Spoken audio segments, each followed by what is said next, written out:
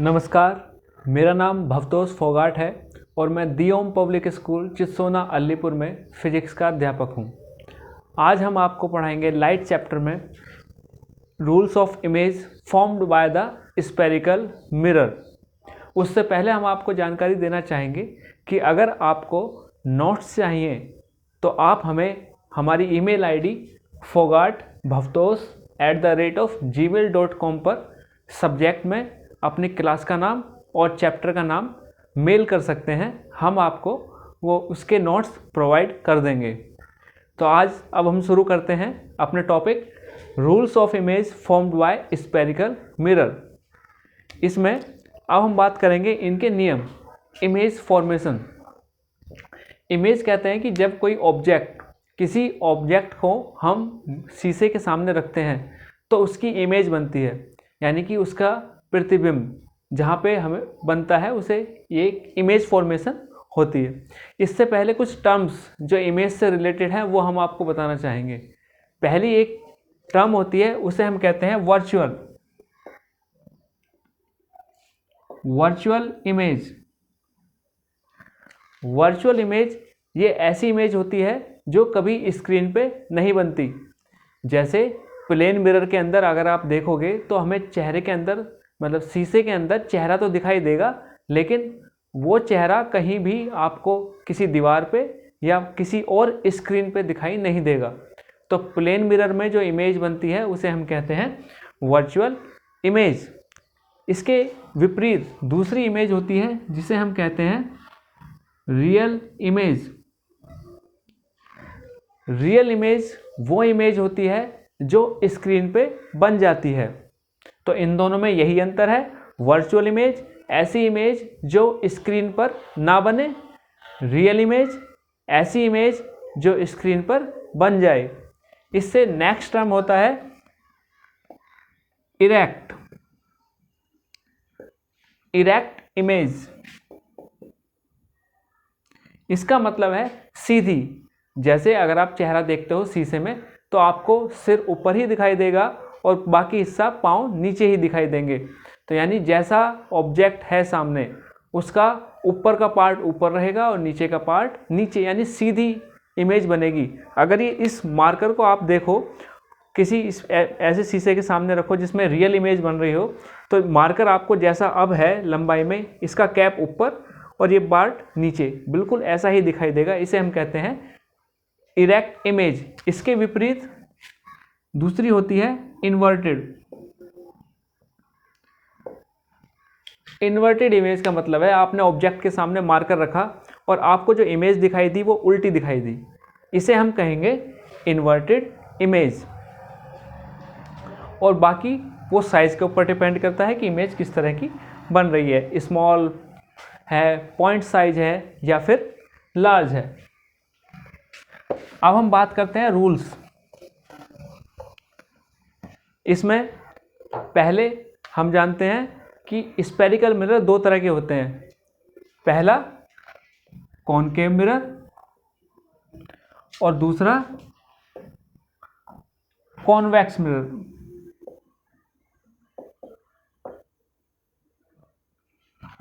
Concave mirror को हम जानते हैं, अगर हमारे पास एक स्फीयर है, स्फीयर को अगर हम बीच में से काट दें, हमारे पास ये कंप्लीट एक स्फीयर था, स्फीयर को हमने बीच में से काट दिया, हमारे पास ये पार्ट बचा। अब हमने इसे बाहर से पॉलिश कर दिया, तो अब हम इसके ऊपर अगर लाइट डालेंगे तो सिर्फ इसी पार्ट पे टकरा के ये रिफ्लेक्ट होती है।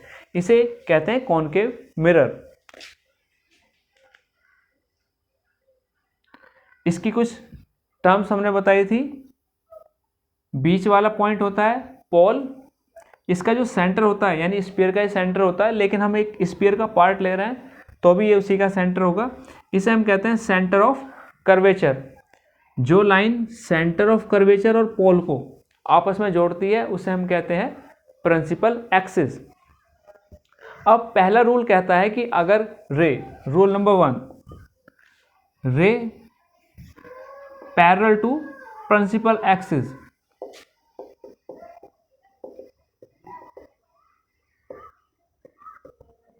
यानी रे आ रही है किसके, parallel to the principal axis. इस तरह लाइट रे आई, मतलब हमने ये ऑब्जेक्ट रख दिया यहाँ पे और एक रे बिल्कुल पैरेलल जा रही है जो सीधी तरफ जा रही है, तो इस पे टकराएगी और टकरा के रिफ्लेक्ट होगी। हम एक और टर्म जानते हैं, सेंटर ऑफ कर्वेचर और पोल, इन दोनों का जो मिड पॉइंट होता है उसे हम कहते हैं फोकस। तो जब भी रे हमने ऑब्जेक्ट लिया, रख दिया मिरर के सामने, लाइट गई, हमने माना एक रे लेते हैं हम, काफ़ी सारी लाइट रे जाएंगी, बस समझाने के लिए हम एक ही रे ले रहे हैं। तो अगर रे प्रिंसिपल एक्सिस के पैरेलल, ये हमारा प्रिंसिपल एक्सिस और ये रे इसके पैरेलल जाती है, तो टकराने के बाद यानी after striking on the reflecting surface of A concave mirror, ये लाइट टकरा के सीधा फोकस से पास हो जाएगी। यानी पहला रूल कहता है कि कॉनकेव मिरर में जब लाइट पैरेलल जाएगी प्रिंसिपल एक्सिस की, तो टकराने के बाद वो फोकस से पास होगी। वहीं दूसरी तरफ अगर हमारे पास कॉन्वेक्स मिरर है, कॉन्वेक्स मिरर, फिर से एक स्फीयर लिया हमने, इस स्फीयर को हमने बीच में से ये वाला पार्ट हटा दिया और इसे इस बार हमने अंदर से पॉलिश्ड कर दिया, तो बाहर वाला सरफेस रिफ्लेक्ट करेगा। इसकी भी सेम टर्म्स होती हैं। ये हमारा पोल, इसका सेंटर स्फीयर वाला सेंटर ऑफ कर्वेचर, इसका मिड पॉइंट फोकस। इसमें भी अगर यही कंडीशन अप्लाई की जाए, हमने एक ऑब्जेक्ट रख दिया और ऑब्जेक्ट से काफ़ी सारी रेज आएंगी, लेकिन हम इस वक्त समझाने के लिए सिर्फ एक रे लेते हैं। तो इससे एक रे गई पैरेलल, ये इससे टकराएगी रिफ्लेक्टिंग सरफेस से, टकराने के बाद ऊपर की तरफ जाएगी, लेकिन हमें ऐसा लगेगा कि ये फोकस से होती हुई जा रही है, यानी ऐसा हमें महसूस होगा। तो हमारा रूल है, जब भी रे प्रिंसिपल एक्सिस के पैरेलल होगी तो टकराने के बाद फोकस से पास होगी। ये rule number 1। Second rule,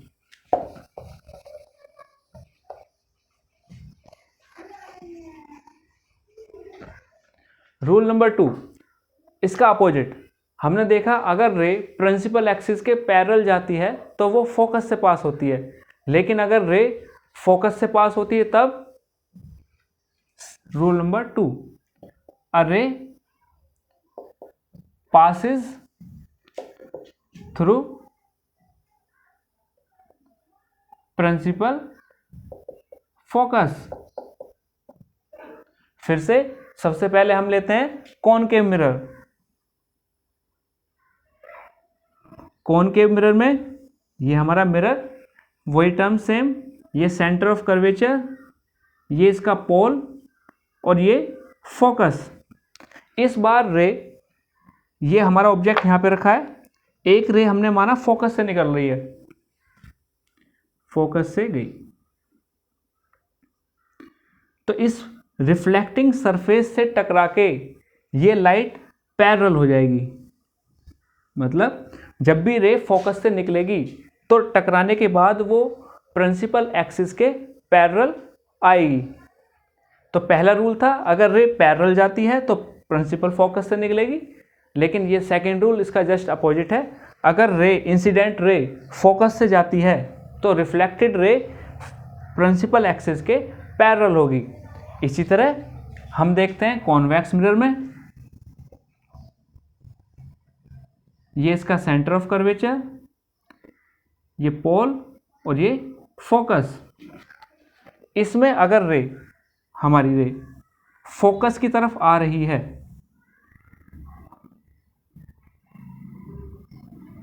focus की तरफ, तो जब भी रे फोकस की तरफ आएगी तो सेम रूल, तो वो इससे टकरा के, यानी इंसिडेंट रे जब भी फोकस की तरफ होगी तो वो टकरा के सीधा प्रिंसिपल एक्सिस के पैरेलल हो जाएगी। तो हमारा रूल नंबर 2 कहता है कि जब भी रे प्रिंसिपल फोकस से निकलेगी तो वो टकराने के बाद उसके पैरेलल, प्रिंसिपल एक्सिस के पैरेलल रिफ्लेक्ट होगी। यानी पहला रूल, पैरेलल जा रही है तो प्रिंसिपल फोकस से पास होगी रिफ्लेक्शन के बाद, और रूल नंबर 2, अगर इंसिडेंट रे फोकस से पास हो रही है तो वो प्रिंसिपल एक्सिस के पैरेलल हो जाएगी। रूल नंबर 3,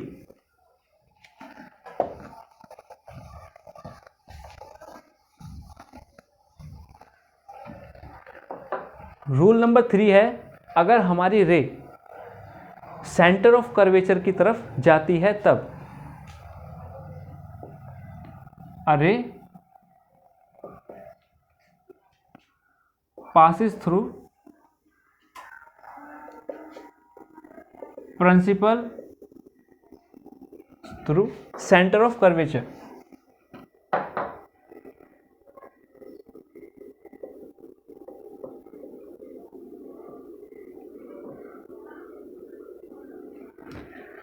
इस केस में पहले हम लेते हैं कॉनकेव मिरर। इसमें ये हमारा कॉनकेव मिरर, ये इसका centre of curvature, mid point, pole, और पोल और सेंटर ऑफ कर्वेचर का मिड पॉइंट फोकस।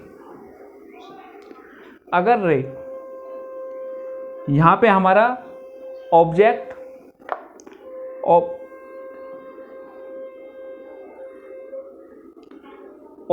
की रे सेंटर ऑफ कर्वेचर से अगर पास हो रही है, इंसिडेंट रे, यानी ये हमारा ऑब्जेक्ट है, इसकी एक रे सेंटर ऑफ कर्वेचर से पास हो रही है, तो इससे रिफ्लेक्टिंग सरफेस से टकराने के बाद, यानी रिफ्लेक्शन के बाद ये वापस उसी रास्ते से आएगी। यानी रे अगर इस तरह जा रही है सीधी, तो टकराने के बाद ये वापस इसी रास्ते से वापस आएगी। सेम इसी की तरह जो हमारा कॉन्वेक्स मिरर है, इसमें ये हमारा कॉन्वेक्स मिरर, ये इसका सेंटर ऑफ कर्वेचर, ये पोल और ये फोकस। इसमें अगर रे सेंटर ऑफ कर्वेचर की सीध में है, मतलब सेंटर ऑफ कर्वेचर की तरफ जा रही है, तो ये भी रे, इंसिडेंट रे जैसे जा रही है इससे टकरा के वापस इसी रास्ते से रिफ्लेक्ट होगी। तो रूल नंबर 3 कहता है कि अगर रे सेंटर ऑफ कर्वेचर की तरफ है तो जिस रास्ते से जा रही है उसी रास्ते से वापस आएगी।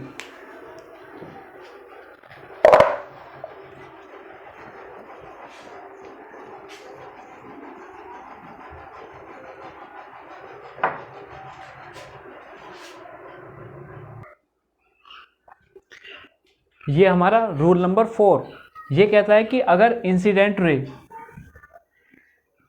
ओब्लिक्युली यानी तिरछी आती है प्रिंसिपल एक्सिस के, जैसे यहाँ पे ऑब्जेक्ट है, इस ऑब्जेक्ट से रे तिरछी आएगी, जैसे ये लाइट की रे है, ये तिरछी आती है, ये तिरछी आई तो टकराने के बाद, यानी इसे हम मान लें एंगल ऑफ इंसिडेंस, तो जितना ये एंगल ऑफ इंसिडेंस है इसी एंगल पे ये रिफ्लेक्ट हो जाएगी। इसका मतलब है जब भी लाइट ओब्लिक्युली यानी तिरछी पड़ेगी मिरर के ऊपर, तो वो तिरछी ही रिफ्लेक्ट होगी, और जिस एंगल पे वो आएगी तिरछी उसी एंगल पे वो रिफ्लेक्ट होगी। यानी ये कहता है कि अगर रे, कोई भी रे अगर उसका एंगल ऑफ इंसिडेंस आई है, और तो एंगल ऑफ रिफ्लेक्शन आर होगा, और आई और आर लॉ ऑफ रिफ्लेक्शन के हिसाब से बराबर होंगे। इसी तरह ये हमारा प्रिंसिपल एक्सिस कॉन्वेक्स मिरर के केस में, इस पे अगर लाइट तिरछी आती है और ये एंगल आई बना रही है, तो ये रिफ्लेक्शन जो होगा उसका एंगल क्या होगा, आर, और इस केस में भी आई की वैल्यू आर के बराबर होगी। यानी तिरछी लाइन अगर आ रही है, लाइट तिरछी पड़ेगी तो तिरछी ही टकरा के वो वापस जाएगी, और इस केस में दोनों एंगल ऑफ इंसिडेंस यानी जिस एंगल पे लाइट टकरा रही है और जिस एंगल पे लाइट टकरा के जा रही है, दोनों बराबर होंगे।